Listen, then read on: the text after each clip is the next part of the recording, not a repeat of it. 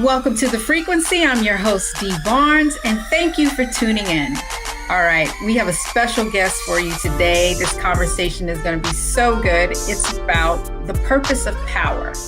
And who do we have? Alicia Garza. You know that name because she is one of the co-founders of the Black Lives Matter movement. And we're going to talk about this book and organizing and all kinds of organizations and how do we gain power. And right now on The Frequency, welcome Alicia Garza. What's up, sis? Hello, my love. Thank you for having me. It's good to see you. Great to see you too. And thank you for taking the time. I appreciate you. I have to talk to you about your book, The Purpose of Power. But first, I want the audience to get to know you a little bit more. Where did you grow up? You know, I am a Bay Area born and raised homegirl and hand grenade, as they say. Yes, one of my favorites. I love that title, Sonia Sanchez. Yes. Right, giving homage to our sister. That's right. Yeah, I'm born and raised in the Bay Area. I grew up for the first part of my life, well, all my younger life in Marin County, which is like north, I think, of San Francisco. It's on the other side of the Golden Gate Bridge, right in between the Golden Gate Bridge and the Richmond Bridge.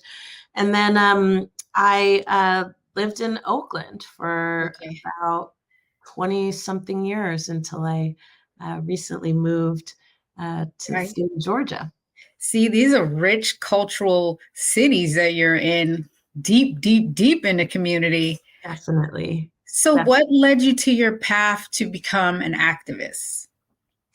You know, I would say that my initial kind of path here was through my mother. I don't think she meant to do it. Right.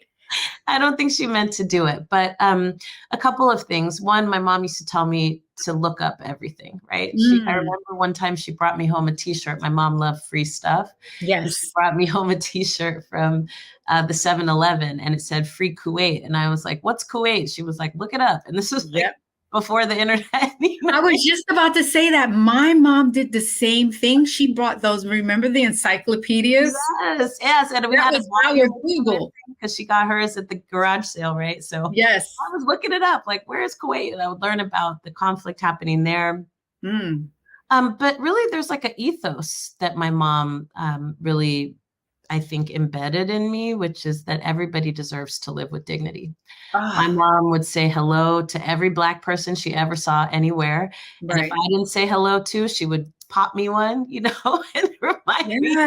You always got to say what's up to our people. Because we live in a world where our people are not respected and not even acknowledged. And so I'm going to be a part of that.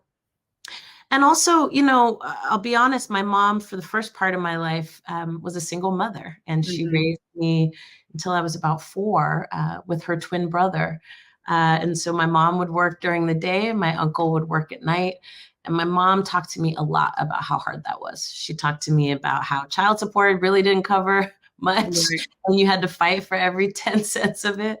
And she really also talked to me about, the importance of making good decisions with good information, right? She did not tell me anything about birds and bees. I never heard stork stories. She was like, sex makes babies and babies are expensive.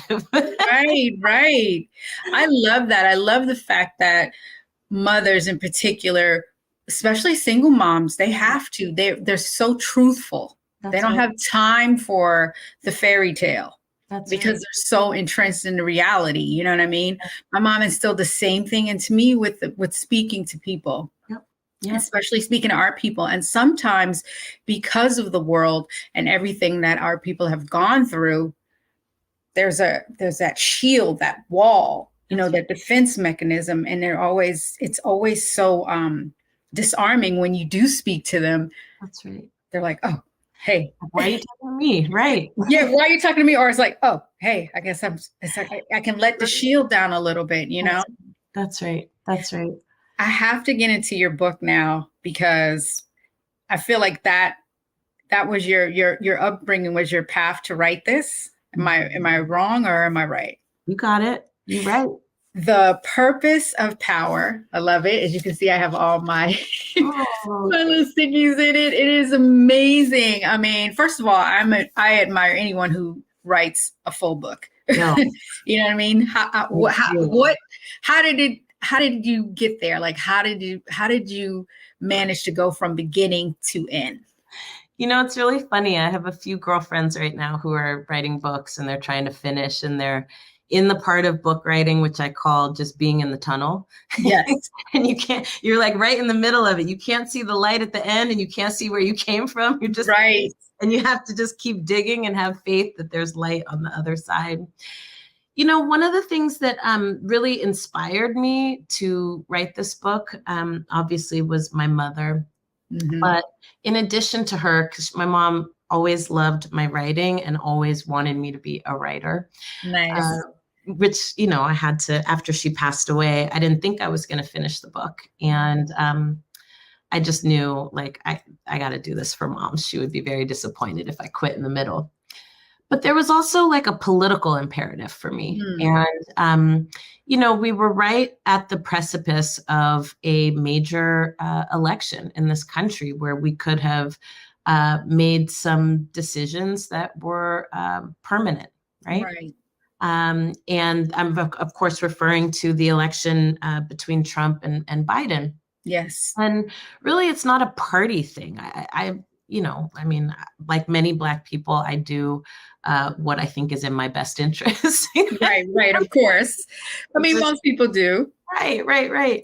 But for me, what I was looking at was the movement perspective. And, there's not a lot of books on organizing. There's a lot of things that are retrospective and look back, and they're coming from the outside, right? These are people who study people who did the thing. Right. And I think more of us who are actually doing the thing need to write. My book is not the definitive book on organizing, but it was meant to spark a conversation amongst other organizers and people who are trying to create change about what we think it takes and what we're doing it for. This work is really hard. If you don't have clarity about what you're trying to get out of it, yes, then you're not going to be in it for very long.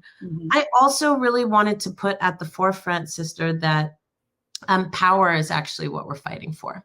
And that is really different than I think a lot of the ways that we talk to each other as Black people, especially about what it is that we want. I think we're taught in some ways that what we want is like white people's version of the thing, but make it Black. And I'm like, I'm not sure. I think we want the ability to make decisions for ourselves. And I think we want the ability to create systems that don't actually result in inequity and poverty and pain. And in order for us to do that, we actually have to consider, what does that take? It's not just empowerment, right? We talk to each other, and we get talked to a lot about feeling good about ourselves in the midst of conditions that are terrible, rather than changing the conditions themselves so that you actually can feel good and be doing good at the same time. Right. That's really what I'm trying to put on the table with the purpose of power. This is amazing. I'm so grateful we're having this conversation, because there's so much I want to ask you. First, I want to break down what you said about movement. And it's something you said that was so profound in the book. You said that hashtags do not start movements, people do. That's right. And I was like, hello, because this generation is all about the hashtag. So can you break down what you meant by that? Yeah, well, I've come to start saying that over the last decade because, with the rise of Black Lives Matter, I think the most common question that I would hear, besides, don't all lives matter, which. Right. Yes. Right? But the most common question that I would hear is, well, how did you start a movement from a hashtag? And I was like, I don't understand. That's not what happened here. Right. One, these movements are old, right? And they ebb and flow, right? I didn't start a movement. I started an organization with my sisters that is in the Black radical tradition, right? Right. And we didn't create that, right? Our people created that. Through unspeakable conditions. And it came before us. And if we do our jobs right, it'll come after us too. But we'll be winning things that have us able to fight for other things, right? We can have new problems to solve instead of trying to keep chipping away at these old ones. The same problems. The same problems the generation before us had. It reminds me so much of James Baldwin. Exactly. When... Exactly. How long do we have to wait for the progress? How long must we wait? How long must we wait for the progress? I'm just, it's profound when you say that you're chipping away at something that we're still dealing with. We're still dealing with it. Okay, listen, we're going to take a break. When we come back, we're going to go more into what we're still dealing with right here on The Frequency on the Black Star Network.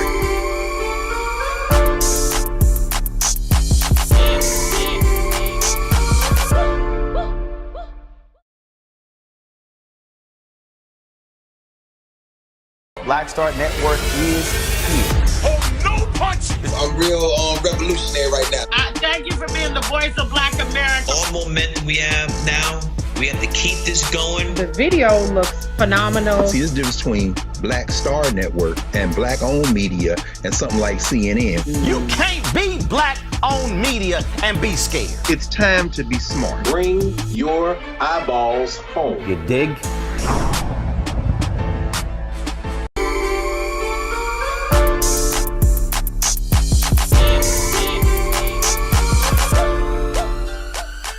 Back right here on The Frequency with Alicia Garza, and we are talking about the movements and the movement that we're in right now and the battles that we are fighting. As African Americans are still fighting to this day, that we seem to have been fighting for generations. Alicia, welcome back. Thank you. When you said that, like I was just telling you, I'm it made me want to laugh and cry at the same time, because why do you think that the progress is taking so long? We've sent out this message over and over again. What is it going to take? Mm-hmm. I think it's got to take a couple of things. Yes. And what I'm going to say, Sister D, you're going to understand deeply. One, I think it takes power. So we need to be making the rules.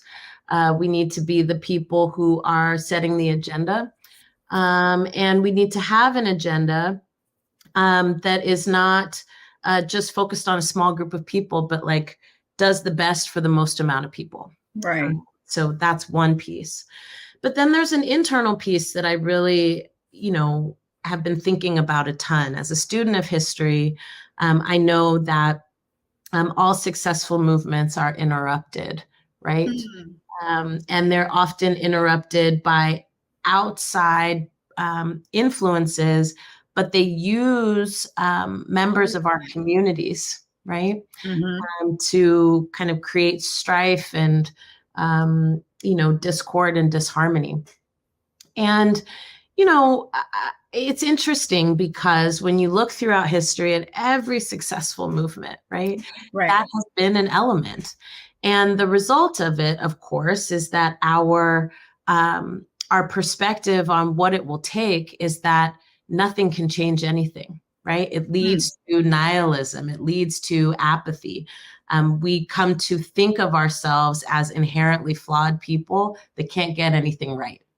And I think we have to really develop and design tools to protect against that, especially in a culture where we are now bombarded with so much information that we don't know where it comes from. Right. Before we can fact check.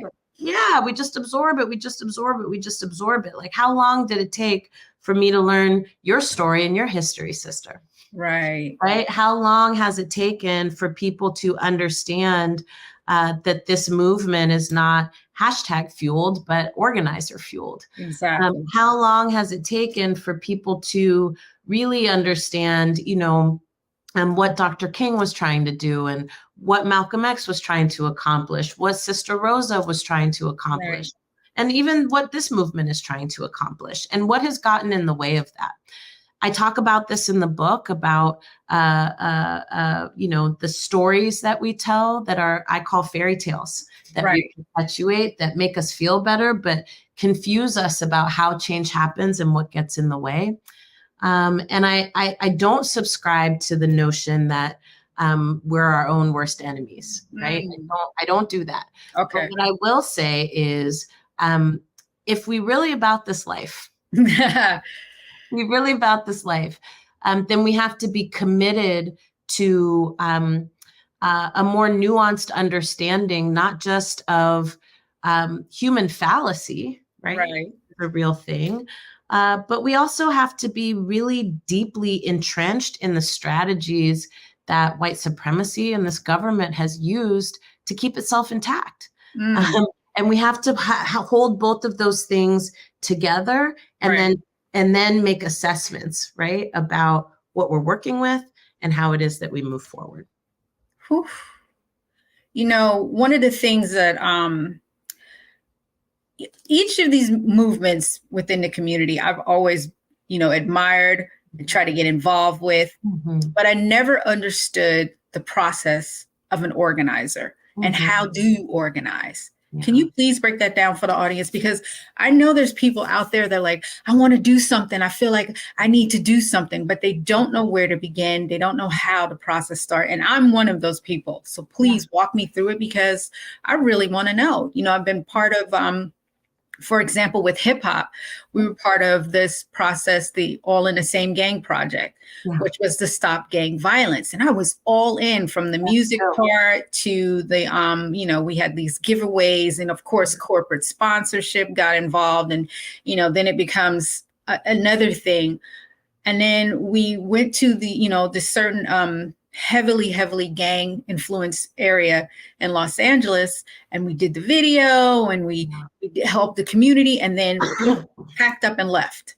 And then I'd never seen them go back to do it. And I felt like that was something that I should have made, picked up the mantle to continue, or how. So can you please walk me through, like, how do you become an organizer, and what are the steps that it takes to create and maintain? Yeah. Well, first and foremost, I'm so glad you told that story, Sister D, because, I think where and who you work with is just as important as what you do. Oof. Yes. Yes. So, you are giving us some truth bombs today. Go ahead. I often say, it's important to figure out what you care about and to find other people who care about the same things that you do. Right. But it's also important to understand or to even consider, right? What's important to me about how the work gets done and who I'm working with. And I often find that people don't do that extra layer, right? And so then they get really deeply disappointed when they encounter something like what you encountered, right? Which was a misalignment, right, of goals and outcomes. Okay. Yes. And so, there are so many incredible organizations out there who prioritize and really live their values around, participation, right? And engagement, direct engagement, and really being led by people who are being impacted by the problems that you're trying to solve. People who are more relationship focused and based rather than, but there's lots of different ways to approach change, right? You can, give stuff away, right? That's a way to approach change. Right. And you can also give people the tools that they need to be the change makers themselves. Exactly. So whatever your approach is, find a group that shares your approach, not just the same thing you care about. And then the other thing I would say is that organizing is fundamentally about building relationships among people who don't currently know each other, who care about the same things and want to take action together. And so to be an organizer, you really need to first and foremost be somebody who can do good listening. Right. Somebody who is also themselves willing to share, your vision, your hopes, your fears, right? And then also someone who is thinking about over time, how do we think we solve this problem? Okay. And I think with organizing, we have this idea, right, that there's one person. This is an example of those fairy tales. We can all name, a leader of a movement, but can we name the engine behind it, right? Like, do people talk about Diane Nash? Do people talk about the fact that Sister Rosa continued to organize well into her 80s, right? Wow, they don't. Like, literally. And it's because we don't know that, right? We're taught that, for you to be an organizer, you have to be the one with the bullhorn. You got to be the one in front. And that's not what organizing is. Organizing is reaching as many people as possible who are looking for you and getting people together to come up with solutions to the challenges that we face. And what's core to that, at the very, very center of it, is being able to build relationships among people who might want the same thing, but they might come from different places. How do you build bridges amongst people's differences in order for us to take action together? Not get rid of the differences. The differences are not a bad thing. Right. It's how do you bring all those different elements together so that it becomes a song? Okay. Really what an organizer is. Is this something that you've always wanted to be when you were growing up? Like, I can't see you as a little child, even though you were raised in Oakland. So you had like the Black Panther, influence, community-based influence on you. But was that something that you wanted to do when you were like younger? You were like, this is what I want to do, maybe politics or something community? It's so funny. I didn't know what organizing really was until I got to college. Right. And, we got to think about that, right? Again, I didn't learn about organizing in middle school or high school, right? Of course not. And that was designed, and we can see in places like Florida, places like Alabama, right? They're trying to like reinstate that kind of stuff. Places like Texas, where, they have textbooks that say that there was no slavery, right? Actually, slavery was was people migrating from Africa to come here to work. That's right. literally what they're teaching in schools, right? Insane. That's insanity. Bizarre. So I didn't grow up learning and knowing about organizing. And then on top of that, Sister D, growing up in the 80s and early 90s, I will say that, at that point, the Panthers were not at their height anymore. And so the way that people talked about that work was quite different. And it wasn't until I got to college and got exposed to texts and people, right. Work that I was like, I can do that. I'm social, I like to build relationships, but fundamentally I'm a connector. And that I think is my role, right? What I'm good at. I'm good at bringing people together who don't think they have anything in common to like get stuff done together. And so you really shocked me there for a minute, thinking about your upbringing in Oakland. They're not teaching what the Panthers did in school. It's silence. It's almost, not at all. Not at all. But what's cool is as an adult, I can tell you, Panthers are everywhere. Like I run into Panthers at the grocery store, at the doctor's office. When you go out to eat, it's like folks are still very much alive, very much active. A lot of the programs that people began are still in existence and still taking care of our people. You know what I mean? Yeah. So some of it is like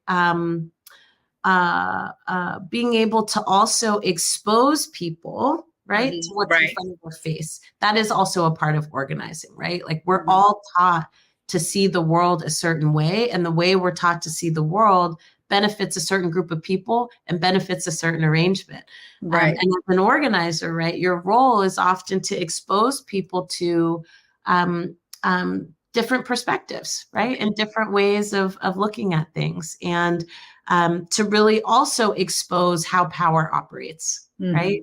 It wasn't until somebody organized me, right, that I understood, not only was I not taught this stuff, right, but there was actually an agenda behind not teaching me these things. Then I became committed to finding out more, right? Exactly. More. I feel like this is what people are doing now on YouTube, but they're going down weird like rabbit holes that may not take you into a good place. Yeah. Radicalizing people in different directions. We're going to take a break, and when we come back, we're going to get into our favorite chapters, the purpose of power, right here with Alicia Garza on The Frequency on the Black Star Network.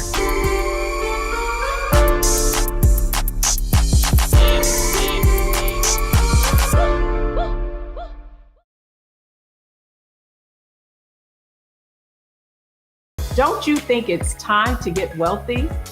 I'm Deborah Owens, America's Wealth Coach, and my new show on the Black Star Network focuses on the things your financial advisor or bank isn't telling you. So watch Get Wealthy on the Black Star Network.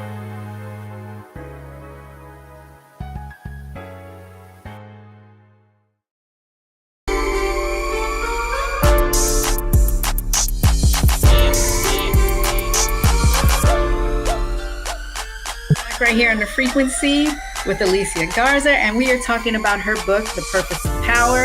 Alicia, please join me. How we come together when we fall apart, which I thought was, wow, interesting. I want to get into that, but I want to share something with you, because the reason I was asking you about organizing too was also I had an experience with Diane Watson, Senator Diane Watson, when the whole Los Angeles riots happened. And this is when I was still doing the hip hop show, Pump It Up. We went into the community and we watched her work. And it was amazing because, everything got burned down, and they needed stuff like simple things like diapers, baby formula. And she had all these, organizations that were coming in and donating stuff. And then she was organizing it and having people, get it out to the community. And it was amazing to see. She was the front face, like you were talking about, but then she had all these people behind her that were doing it. And as I was, speaking to her, just like I'm speaking to you, I was in awe, because it was like, how does she do it? How is it being done? And I feel like your book, definitely for me, got to keep showing it because I love it. I'm going to give it out to a couple of people as gifts because like it's a textbook on how to get it started. And when you say how we come together when we fall apart, it made me think about that moment in the Los Angeles riots where everything fell apart and then now we have to rebuild. Yeah. So what are some of your favorite chapters in the book? Oh, I have so many favorites. Okay. You know, it's funny because in writing the book, I don't think I did as much editing as I would have done if I had allowed myself to like think about it, right? Right. Stuff that I felt like just needed to be talked about that I felt like could be controversial, but shouldn't be, right? Like these are, again, in the same way that, right, like SNCC had all these debates about, you know, do we register people to vote or do we train people how to do direct action, right?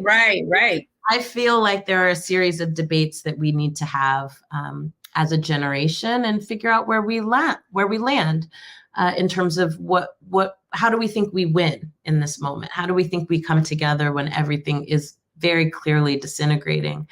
One of my favorite chapters in this book is pedestals, profiles, and platforms. And you know, it's a piece of the book where I really talk about how for the first time in my lifetime, you know, activists really got celebritized, right? Yes.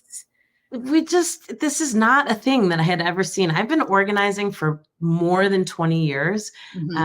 You know, the more public and visible way that I'm known, I think, doesn't capture, right, how long I've been in this work. Right, it doesn't.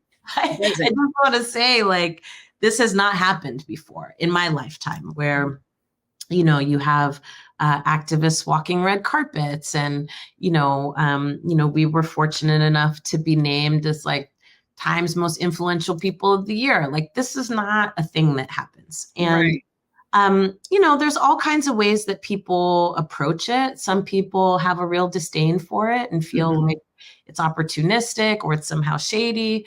You know, other people come into this work because that's what they want. Right. So we're kind of in that era now. And, you know, I really make this argument that it's not that it's inherently good or bad. It's that you have to have clear strategy on what you're using it for. If you're using it just to boost your own personal profile, right? That's not actually moving us forward as a community. But if you're using those that level of exposure to also expose people to the issues and concerns and demands of your community, then that's a whole other conversation, you know, altogether. I also kind of talk a little bit about the gender disparities, right? Of like who gets highlighted and who doesn't and why. You know, and I talked a lot about, you know, how, you know, often it's men, right? Cis, gender, heterosexual men that get placed at the forefront. I remember seeing this cover, I think of like Vanity Fair that made me want to like pluck my eyeballs out, right? Not because I don't love me some Tracy, because I love her. Right. Tracy. But because it was like, they were doing this like Martin Luther King, Malcolm X themed thing with like the woman in the background, but that's like not what was happening. Right. And actually what has been so powerful, I think, about this last decade is that we've really seen the increase of public visible leadership from women, from queer people, from trans people, right? And I think that that is deeply important. And yet we had these kind of mainstream narratives, right, that we're still holding on to about the powerful man and the strong woman behind him. And so, you know, we talk about that in that chapter. Another chapter that I'm really, that's relative to that is this chapter on imposter syndrome. Oh man, you're hitting the truth bomb. Because I've been feeling that lately. I have been in it. Yeah, it's my love letter to us, honestly. And I talk about, right, how it's not so much that there may be some piece of imposter syndrome for Black women and women of color where we feel like we don't have the appropriate skills or we're just not good enough, right? But also patriarchy is a real thing. And, living in a world where men get to be mediocre. Okay. I'm talking the bare minimum. Just nothing. Literally. Just don't want a t-shirt, don't brush your teeth. No, and the audacity of it all, right? The audacity of it all. And but we live in a world where we have to navigate, when we say something, people look at us funny, but when a man says the same thing less skillfully than we did, right? Right. And everybody flocks towards what they said, even though it was your idea. Exactly. And so I want to highlight that because I think there are still. And when we say it as women, when we say it as women, we get picked apart. Totally. And that's on so many levels, right? Right. Whether it's, telling our stories, right, of how we've been done wrong, whether it's giving our ideas for how it is that we move forward. Right. Our ideas are considered to be less valid than that of people who occupy positions of power in our society. And we still have to talk about it. And so I really wanted to put that chapter in there because I wanted people to understand that just because we're fighting for a world where there's justice and freedom and liberation doesn't mean that we're not still intentionally or unintentionally perpetuating the same dynamics that we're trying to intervene on. Right. So I put it in there so that we could really think about, in our organizations and the work that we do and the efforts that we put forth, are we still doing the same stuff? Or are we being conscious about not just representation, right? But representation with substance, okay? I don't just want more women in decision-making roles, but I want more women who have the same values that I do in decision-making roles. That's what made me feel like your chapter on the power of identity politics. That was one of the ones that I was thinking about because just that word, identity, can you break it down for the audience so they... Well, yeah, that word comes from us. I mean, identity politics is actually a movement phrase that comes first through the Combahee River Collective and people like Barbara Smith, right? Who talked about how they cannot separate their politics, right, from who they are in the world. Right. Then it gets co-opted, right? It gets co-opted by conservatives in this country who use it as a pejorative term. Identity politics goes from how you reconcile, right? Being of color, being woman, your sexuality, right? In a world that doesn't want you to survive because of that, to, woke whining, right? No, you did not. Wait, you done said the buzzword. No, you didn't. I did. The woke. What do you think about that? Like how they're taking the word? And I think it's complicated because honestly, what happens is we start to adopt the same stuff. So then you start hearing Black people be like, I'm not into that identity politics stuff. What is you talking about? You don't have a choice. Exactly. If you are aware of the fact that you are Black in this country, you do not get to abhor identity politics. And just because some white man in a suit told you it was wrong doesn't mean you have to adopt that. That comes from our foremothers. You understand me? That was the way for us to wrap ourselves in bubble wrap, right? Say, we got to outlast this idea that we have to leave parts of ourselves behind in order to pursue justice and freedom. And so I put that in the book because I needed people to understand some of these really tricky methods that conservatives in particular use to create and stow division and confusion amongst our own ranks. You have us talking about us against us, right? But we don't understand the origins of where those things come from. And we don't understand always the impacts, right, of adopting those narratives. We don't need to be microphones for, my mom used to say, for example, the devil don't need no help. Okay. So people say, I'm just being a devil's advocate. She would be like, the devil don't need no help. They're doing fine on their own. Conservatives don't need help in terms of getting their message out. We shouldn't keep kicking around their language, trying to draw people's attention to it, because all it's doing is embedding it. Right. Right. What we do have to do, though, is organize our people, make sure our people are equipped with the information that we need to be critical thinkers, right? And to see through the nonsense, and also to see what's on the other side. Right. That's why I wrote That's what I want to get into next. When we come back from the break, we're going to talk to Alicia about how do we get to the other side and acquiring that power right here on the frequency on the Black Star Network.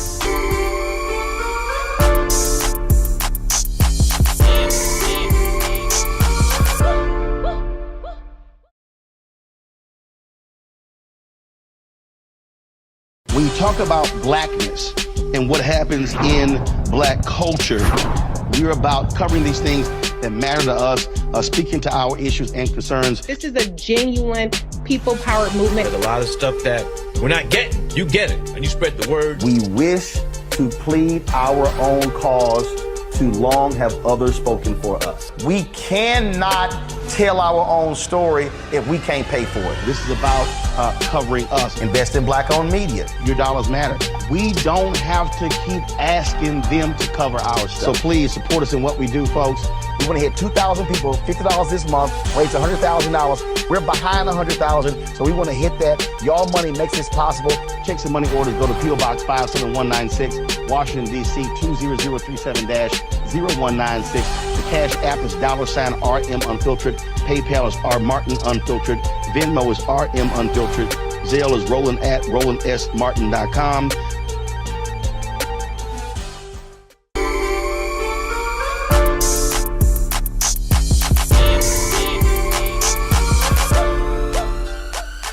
Back right here on the frequency with Alicia Garza. We're talking about her book, The Purpose of Power. Alicia, please join me because I want to talk about what you were saying, how we get to the other side and, power. Like, how do we get the power? I know you touched on it a little bit earlier, but how do we get power? Well, we got to organize, we got to pass laws, and we got to put people in positions that can help us. Power. That's basically it. That's basically it. And I think that's important because I think a lot of people haven't fully thought about how power works and also how we get it. Right. And so I hear people all the time being like, we should just boycott or we should just not participate. And I'm like, okay, I hear you. But here's the challenge with that. It makes you feel good. Right? It definitely makes you feel good. But the machine continues without you, and it makes laws about you, and it makes laws without you. And so if you're abstaining, from moral objection, I get it. I get it. But like, who stops the machine? Are you thinking about getting into politics, like running for any type of office? When I was in Oakland, I thought about it. We're a tight-knit community there, and we've got some of the best people to do it coming out of our state. Right. I am really excited to support, one of my mentors and sheroes, Congresswoman Barbara Lee, for Senate. Yes. And she will be the only Black woman in the U.S. Senate if she is elected, and the only Black woman for sure with our values. So big shout out to Congresswoman Lee. Yes. And we'll be working, to make sure that her race is successful. And then also my sister, Latifah Simon, who is a warrior and has been a warrior since she was like 16 years old, right? Like people don't know that Latifah, I believe, is the youngest person, one of the youngest people to win a MacArthur Genius Award. I mean, like Latifah has been helping to run the BART transit system for the last 10 years and killing it, and has brought in more money than any of her predecessors to help improve the system. I wouldn't have known about her until you tweeted about her. That's what I'm saying. I'm obsessed with her, and she happens to be my friend. But one of the reasons that I'm obsessed with her is that Latifah does all this stuff, right? And she just moves how she moves. She doesn't do it for the accolades, right? She just moves how she moves. Like, putting community ambassadors on BART instead of police officers, right? Like she knows what's up. So she is running for Congresswoman Lee's seat. And so this time next year, we could be putting 2 Black women from California into the United States Congress, which I'm 100% for. And I would just love to work for and behind them. That would make me so happy. That's how you get involved. You're working as a support system. I see you. I see you as like the help in the foundation. So what is Black? What is it? Black Future Lab. Excuse me. What is that? Is that your organization? Is that something you started? Yeah. So in 2017, I left Black Lives Matter because I really wanted to start an organization that was focused on building power with elections. Right. And, this has been an age-old debate in our movements about whether or not to participate in elections. Obviously, we know that there is a ton of corruption inside of government, and government does not function the way that we want it to. But I am also a deep believer that we cannot leave these folks up to their own devices. Right. There's too much at stake, and there's too much online for us to just walk away from it. It's ours just as much as it's theirs, right? If not more so, right? And so I built the Black Futures Lab in order to work to make Black communities powerful in politics, so we could be powerful in the rest of our lives. When we think about issues of police violence, when we think about issues of public safety, when we think about issues of affordable housing or jobs or wages, all of these things are decided through policy, not through wishing and hoping that things would be different. That's right. And too often, right, Black folks are not only not at the table, but we're not even shaping the agenda of what's being discussed. Right. And our work aims to change that. So we do build independent Black political power with a range of strategies that includes collecting recent and relevant data about who we are and what we care about. We have run and conducted the largest survey of Black people in American history with our Black Census Project. And it's open right now for people to participate. So you can take it at blackcensus.org. Nice. You don't have to be, political. It's a nonpartisan survey. You don't have to give us your contact information or your name or anything like that to take the survey. We just want to know what you deal with, what you think is important, and what you want to see done about it. And then we take that data and we do something called the Black Agenda. And we'll be doing that for 2024, which is taking that information and turning it into a legislative agenda of policies that we fight for together in cities and states to make a real change in our neighborhoods. We also do door-to-door organizing, and we educate, activate, and motivate Black people to participate. And not because our ancestors died for the right or anything like that, just so we can be powerful, right? Exactly. It's us that are putting these issues on the map. And it's important for us to participate so that we can maintain and build our power. That's something that we work on.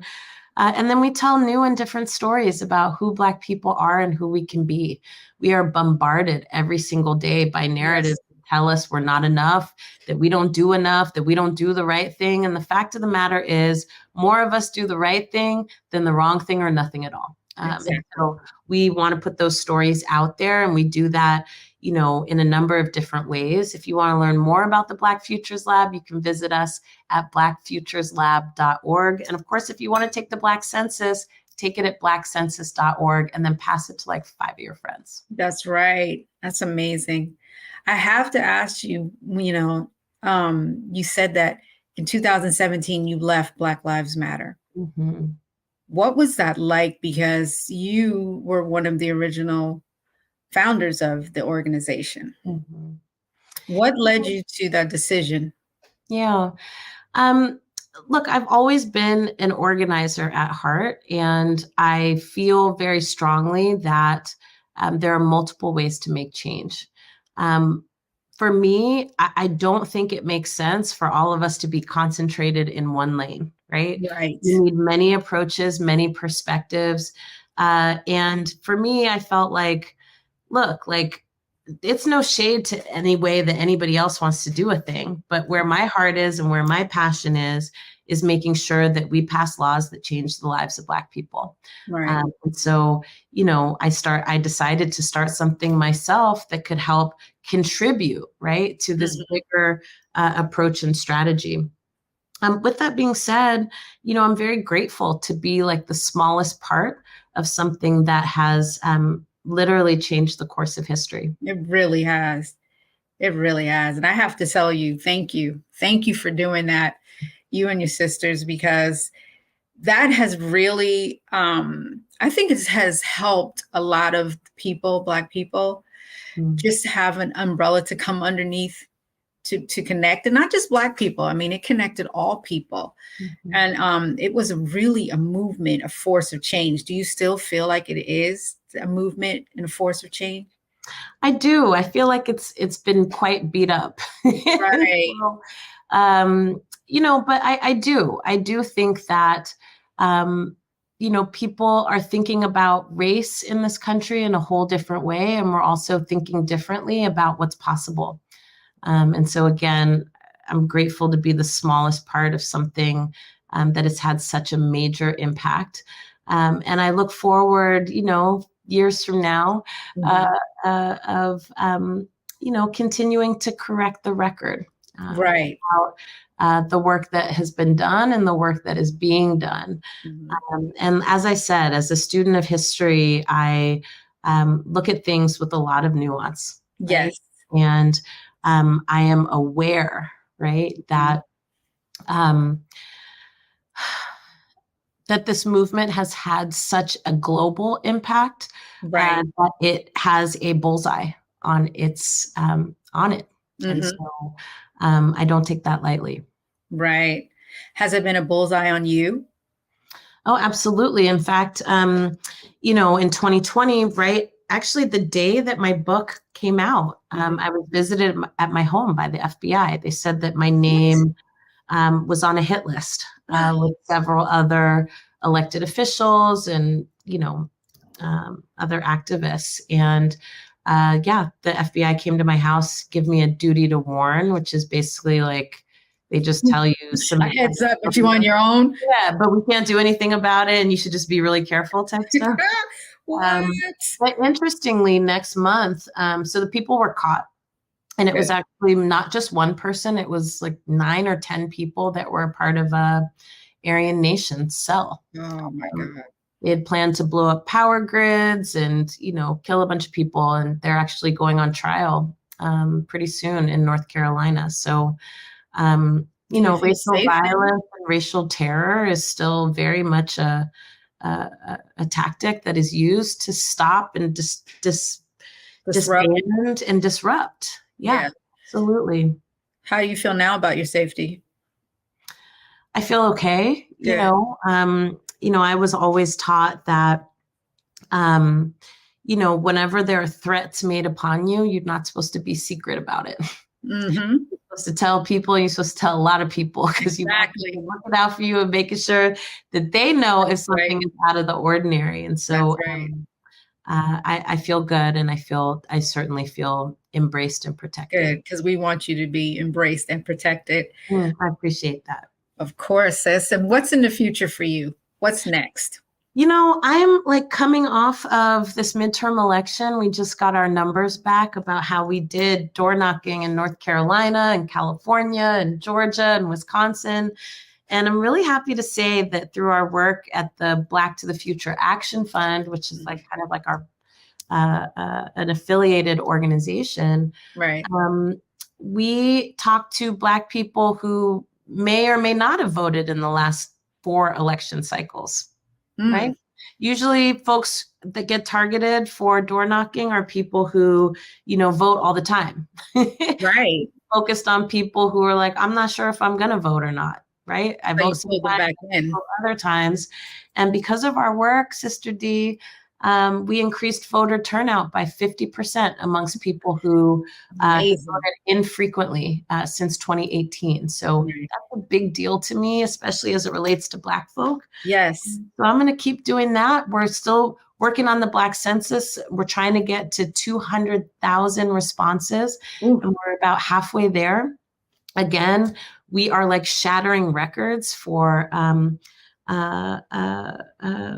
collecting data on Black people. This literally is the largest survey of Black people in the history of this country. Right. And you can be a part of that. So I'm just doing that. And then also have some creative projects on deck that I hope are able to get off the ground and get out long. But we'll tell more when it's kind of more on the way. Thank you for sharing that with us, and thank you for sharing your time with us. This has been an amazing conversation. I have to tell everyone, please read this book, The Purpose of Power, How We Come Together When We Fall Apart. It is amazing.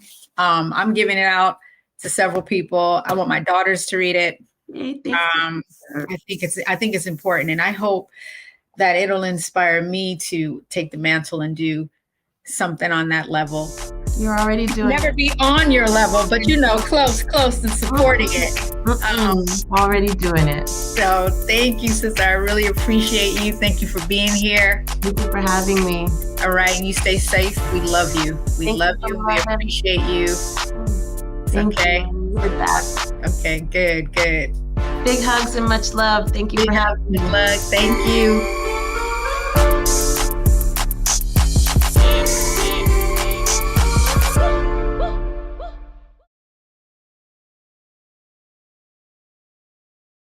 Hatred on the streets, a horrific scene, a white nationalist rally that descended into deadly violence.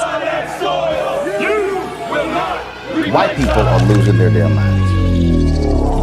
As an angry pro-Trump mob storms the U.S. Capitol, we've seen We're about to see the rise of what I call white minority resistance. We have seen white folks in this country who simply cannot tolerate Black folks voting. I think what we're seeing is the inevitable result of violent denial. This is part of American history. Every time that people of color have made progress, whether real or symbolic, there has been what Carol Anderson at Emory University calls white rage as a backlash. This is the rise of the Proud Boys and the Boogaloo Boys. America, there's going to be more of this. Here's all the Proud Boys, guys. This country is getting increasingly racist in its behaviors and its attitudes because of the fear of white people. The fear that they're taking our jobs, they're taking our resources, they're taking our women. This is white fear.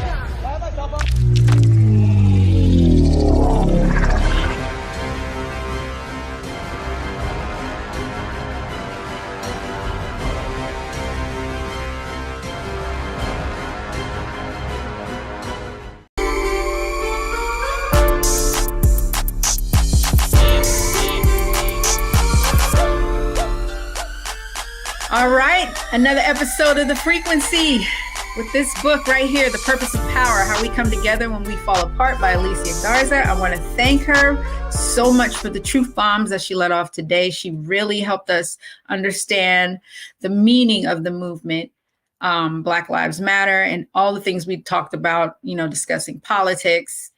And I hope that, everyone out there enjoyed this conversation and that you take something from it where you might go into your own community and start a movement, an organization. Remember, it doesn't start from hashtags, it starts from people. Thank you. I'll catch you next time.